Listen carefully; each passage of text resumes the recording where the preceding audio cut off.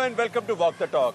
I am Shekher Gupta and you can see the crowds around me and guess that I have a real superstar as my guest this week, Abhay Deol. Hi. Superstar, but a different kind of superstar. I think Bollywood's most lovable loser. I guess you put it that way. But different. Well, you know, by default, I think in some ways. By default or by design?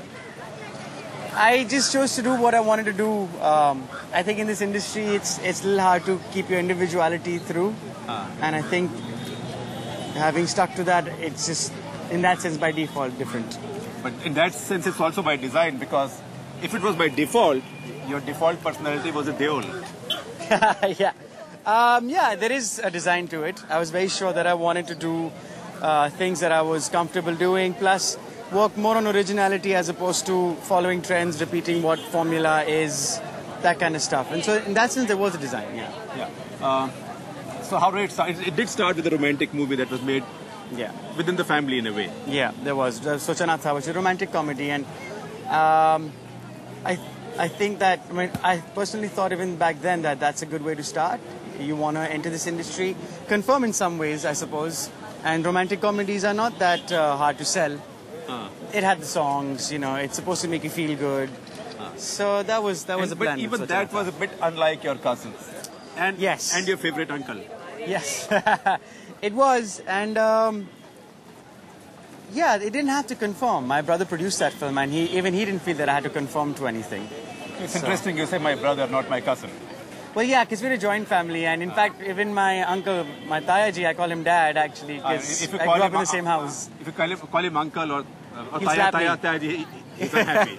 Well, he reads it. In fact, if he sees this interview and he hears me say that, he'll get really upset. Yeah, so now I make it a conscious effort to say that I do call him Dad. And that's the relationship. An angry Dharmendra is not what you want in your neighborhood. It's not a good Dharmendra, you know. You don't want to be in my shoes then. Yeah. So, to what extent were you influenced by uncle or dad or your brothers?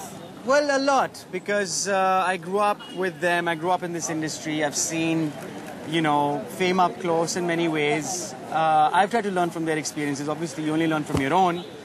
But, you know, like if I look at Dad's earlier work, Bandhani, Satyakam, Chupke Chupke, and if I see his later work, Jeevan Mrityu, you know, and you see that the industry kind of, when something works, then they don't want to do anything else. They just then typecast you and they milk you. They brought him back again to being a fighting hero. Yeah, whereas Mr. Biceps, with a, you know, always a hick. He had already shown so much range and potential, but nobody kind of chose to go back to his earlier stuff. They only chose to then pursue what came later. Similarly with my brothers, that happened. And so I've learned to really, really put my foot down and not get swayed by big offers and big money, as, you know, rather go with your instinct. Because people forget that Dharmendra actually is a great actor with a terrific variety. I mean, his recent role in Johnny Gadda was so brilliant. Yeah. And so really I'd love to work with them as well, but, you know, something that won't then exploit us being a family or being of a certain type of image. Right. You know? So was this design or deliberate effort? Was it just to break away from the mold, or is it something you really wanted?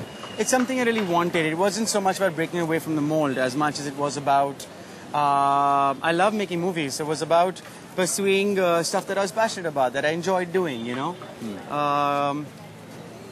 And letting my individuality come through. And I think that by default or by design, or how you want to put it, led to all these definitions of being different. Even your romantic film, or the few romantic interludes, if I can call them, in films that you've done, are not like the usual running around trees or dancing. I have this thing, I don't want to do song and dance. Tuba.com